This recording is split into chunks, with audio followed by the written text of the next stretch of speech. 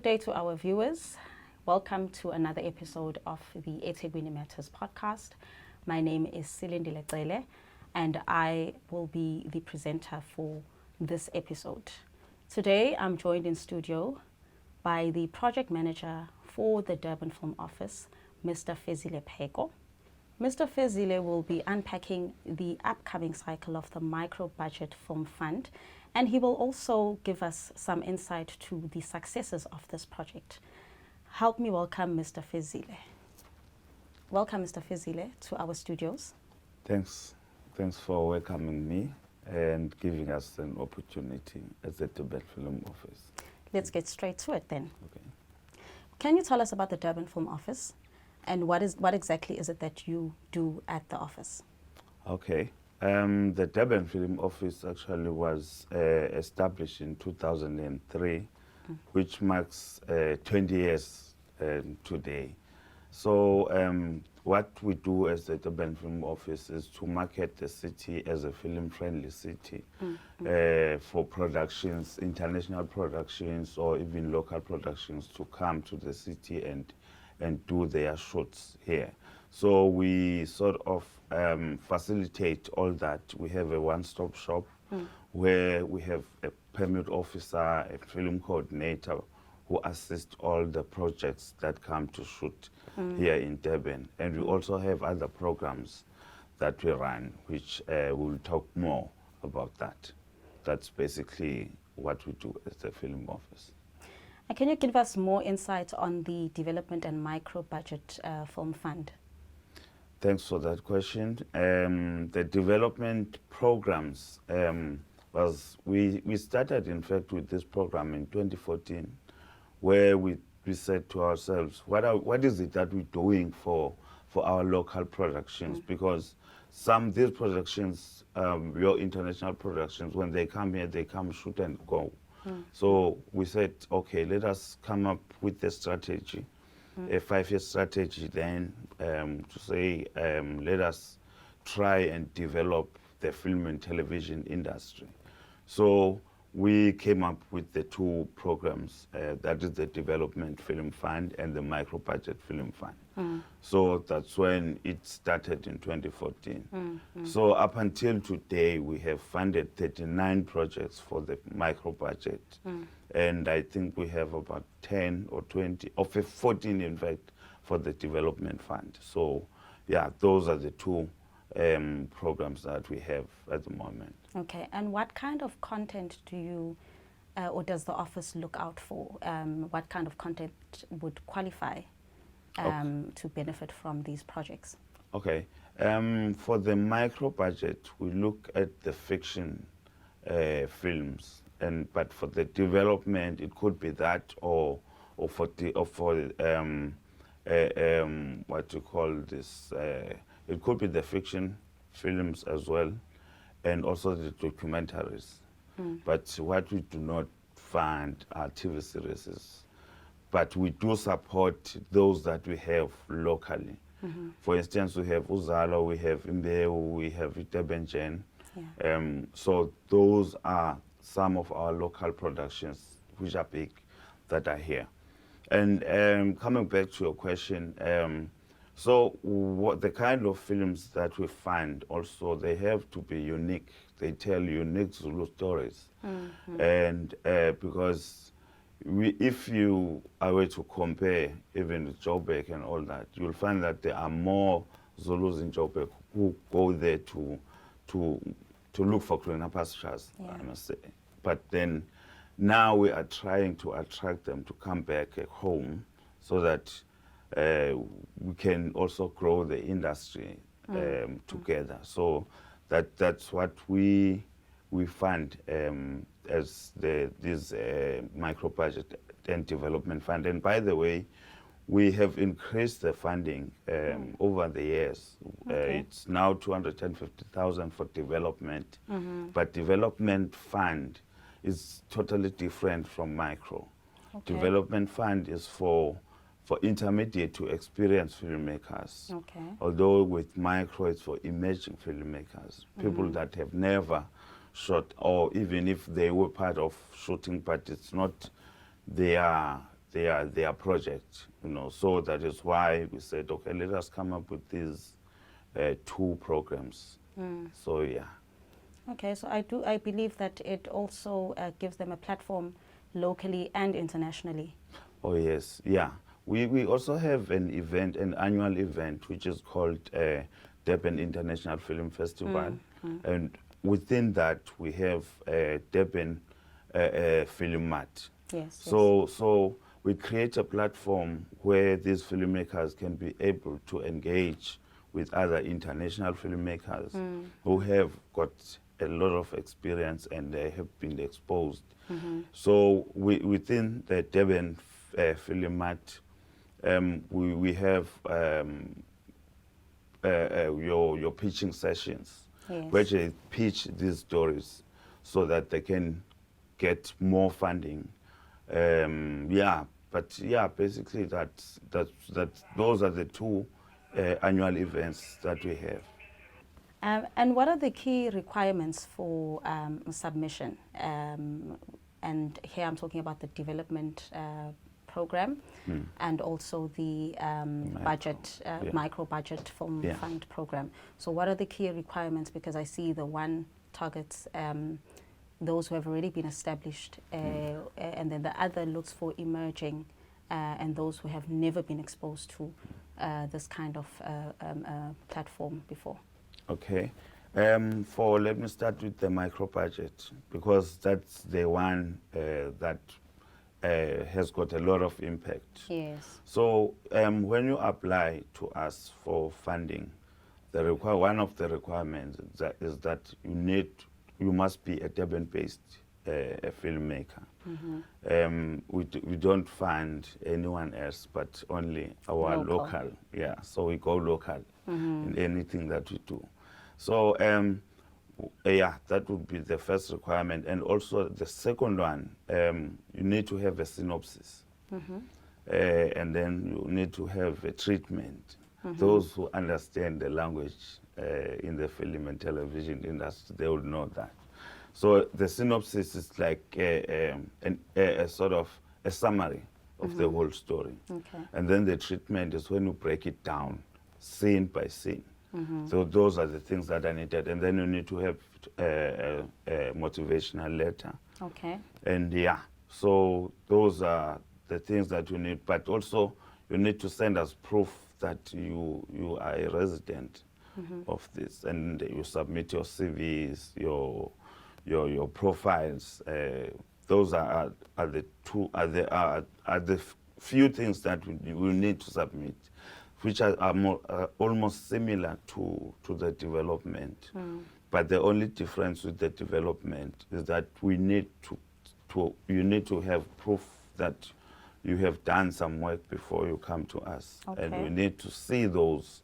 If, for instance, you were involved in a movie that cost more than 2 million and all that, you need to show us a proof of that. And another thing which is now different from the micro is that when we give the 250 to that particular individual, they need to send us also a financial plan, which we do not need for the micro budget. A financial plan is something that will tell us that this is a commercially viable project, and I have approached so and so, and this is the person that will manage all the finances. The reason why we do that is because we also talk to DTIC, because these films that we give funding to, they need to have that 250 as a way of getting them into the where they can be able to go in and find more funding. Oh, okay. But if you do not have that 250, because it's one of the requirements from DTIC. Okay. So yeah, basically that's that. Okay. After having received the applications, Yes. How is the evaluation process conducted, as well as what is the criteria used in terms of assessing the projects that have been submitted? Okay. Okay, once we receive the applications, the first thing we do a technical evaluation. That's why we look at all these documents that I was talking about. One, to say that this is a locally based production company, and also the applicant is locally based. So that's part of technical evaluation. Once we are satisfied with all those documents, then we move on to the next phase. So now the next phase, that's where we appoint a panel of judges. We are working with our AFTA, Okay. DUT, and also UKZN. But we only work with them because we do not want to find ourselves in a situation where, because there are many filmmakers that come to our offices, and we become friends with them. So Yeah. trying to avoid all that, let us rather get people that are neutral, totally neutral. Yes, yes. So that's the first phase of the evaluation. Then the second phase, that's when we give these judges the applications. But they do that individually.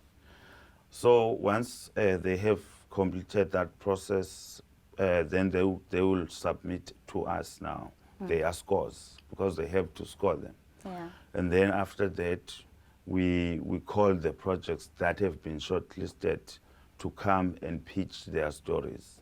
And then after, then we have the final 5. So now in terms of the criteria that is used during the evaluation, they look at the viability or commercial viability of the story. They also look at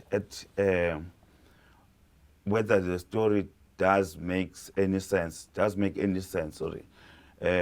If, for instance, you are, because some of the guys have never been in productions and also that. So they don't have experience. They don't have experience, you know. So they also look at that, but again, they look at your creative team. Yes. Whether will they be able to carry this over, you know, and also the finance plan or the budget for the micro. It's the finance plan for the development fund. So the budget breakdown needs to talk to each item. And if you, for instance, you will say your producer is getting 90,000 for the micro. I'm making an example. Hence, we are only giving you 250,000 for production. Now that means there is no possibility that it's not possible that you will be able to complete that project. So that means you need to be reasonable. The majority of the budget will then go to the producer. The producer, you know. Yeah. Now it's you not end viable. Up, it's not at all. So yeah, that's the criteria that they use. Okay, but does the office then assist teams or applicants that have made an application or submission in terms of training them on the financial breakdown and financial allocation of a project, especially after having awarded them maybe the 250,000? Thanks for raising that. Yes, we do have a training. Right now we are busy looking at the applications for people who will be training them. Because they can't, if for instance you've never had 250 in your pocket or in your bank account, then you won't be able to carry that over. Yes, that's so true. you need someone who will be able to coach you. We call them coaches. Yeah. So they coach you while you still developing your script, and then they coach you when you are now in production, and then they coach you when you are in post-production, so that your project, you know, is able to go into for distribution. And they also appoint your marketing person. Oh, okay. Because some of the films were rejected by some of the broadcasters because of just one scene. It was about the farewell at school. You know, when kids do matric and all that. Yes. So now that scene portrayed a totally different scene. I mean, I would say because that scene showed kids drinking. Also, it was an inappropriate scene. So yes, Okay. so it was rejected due to that. But they will just have to then see how they proceed. Because the reason why we have this 250 is because we want them to be able to fulfill their dreams of that I have my own project. Yes. And then they take that project to the broadcasters, and the broadcasters the broadcasters will then license it for like 4 years or so. Oh, okay. And then they get money to go and do another movie. Oh, yes. So that's how it happens. Oh, okay. Yeah. And in terms of the goals for the development and the micro budget film funding, what is the objective in terms of supporting emerging filmmakers as well as supporting the local film industry? Okay. One of the objectives is to allow them to put in their foot and say, I am a filmmaker, by having done and completed a project. Yeah. So also another thing is that they have their own companies, sustainable companies. That is why one of our requirements is when they apply, they do not apply as individuals. They need to have a business that they will use to apply so that they are accountable for the monies that we need. So now, with the training that we give them when they are in the program, that also becomes a very crucial exercise that they now are able to have their businesses that are really sustainable. And also, another important thing is sometimes people have this misconception that films are only for entertainment, forgetting the other element of job creation. Yes, that's Because, true. I mean, for one production, you can even look at the credits. If you watch TV, you know, maybe a TV series or something, you look at those credits. Those people are employed. So even with the micro and the development budget, I mean fund, we for per project they employ about 70 people in the cast and the crew. Oh. You know, so that's quite something. You know. Yes, it is. And we are not only. I'm not happy with 250,000, but it's a good start. We need to increase the funding, you know, so that they can also be able to employ more. Yes, You know. yes. So that's basically one of our objectives is job creation, sustainable job creation. You know, not just people are employed for 2 months and then that's it. Yeah. So yeah. Okay. And how does the project specifically target fiction features? And why is it important for us to have fiction features in the film industry? Well, if you look at fiction films, the reason why we target it is because it has to go somewhere. Yeah. You know, it has to go somewhere, and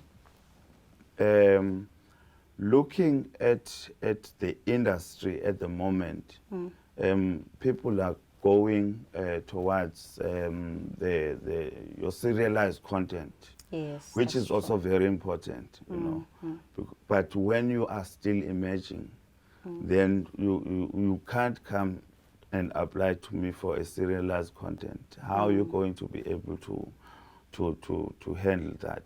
Yeah. But for fictions, that is where it's a good start Yes. before you can even be elevated to a producer for a TV series.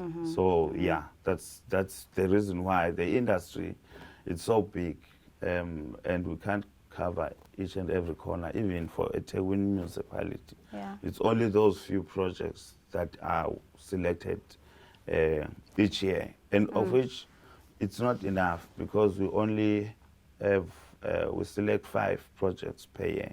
Okay. So that's really not that big enough. But it does have an impact, though. It does have an impact because we run workshops in between. Yes. So yes, if you have not been accepted into the program, then we invite you to our workshops so that you can see where to improve. You know, if you are a writer, that's what I always tell filmmakers. There must be 1 or 2 things that you are good at. You can't be good at everything that is required for you to make a movie.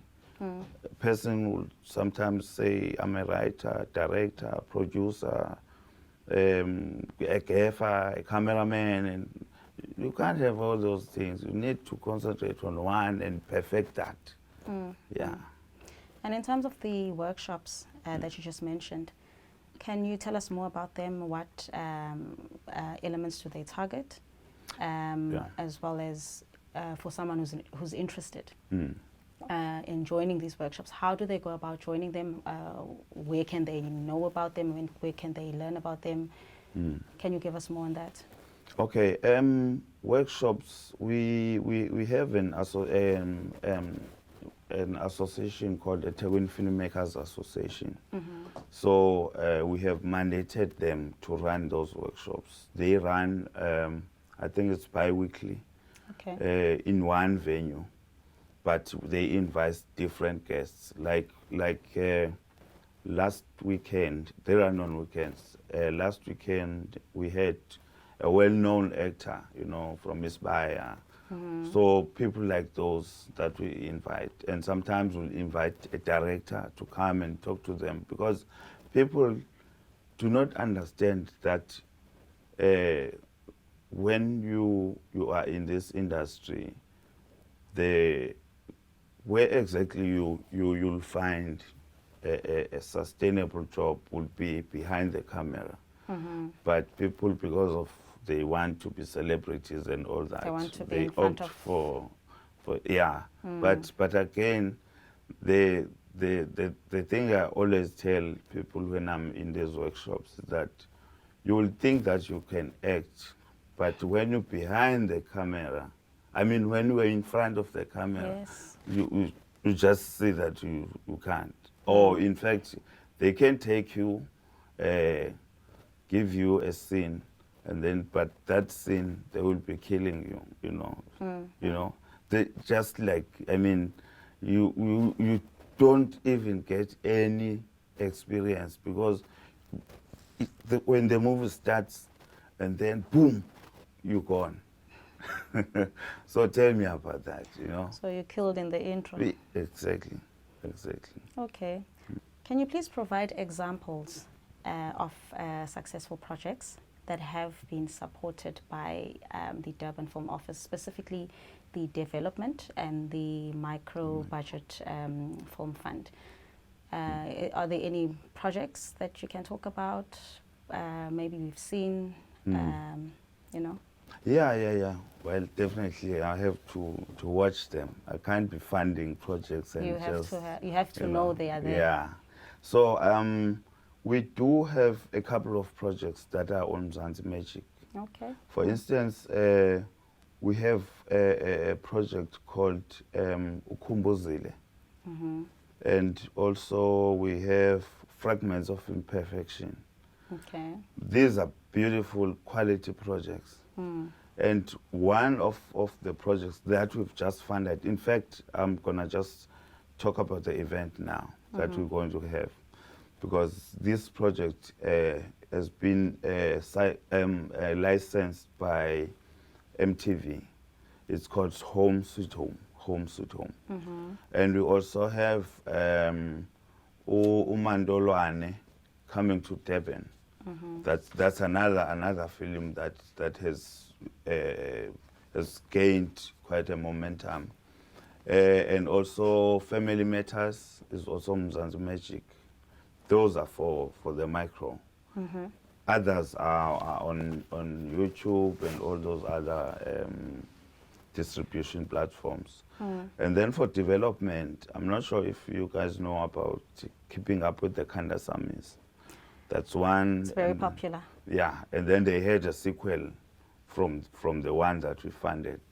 So that's a very, very good one.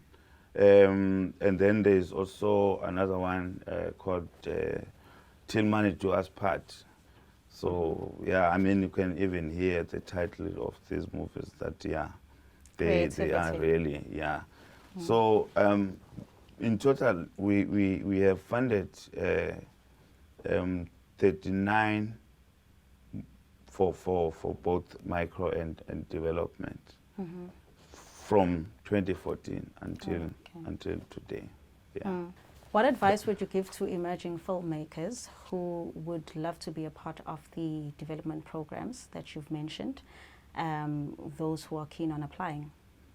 Okay, I think one most important thing is to attend these workshops, because these workshops touch on everything, every aspect of making a film. And we, as the Durban Film Office, are facilitating all the permits when people want to come and shoot. So that's another thing that we also try and put it out there. But in order for these filmmakers to be part of the programs, they need to go to our website. That's where all the information is. That's where how we communicate with people is via through also social media and all that.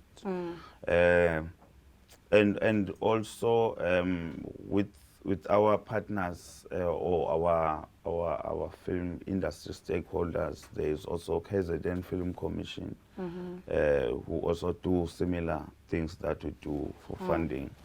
We also have the DTIC. They also fund. Last week I was with NFVF, National Film and Video Foundation. They came down here also. So if they really need to be part of this program, they need to ensure that they do access our website, because that's where most of the information is. Okay. Yeah. And is there a number that you can share for those who would love to get in touch with the Durban Film Office? Yes, we are at Rennie House, 11th floor. Rennie House is number 41, or is on number 41, Margaret Mngati. We are at 11th floor, and our website is www.durbanfilmoffice.com, and our number is 031 311 4243. Thank you very much, Mr. Peko, for giving us insight to the programs that are run by the Durban Film Office. Do catch us next time on the next episode, and please don't forget to follow us on our social media pages, and please subscribe.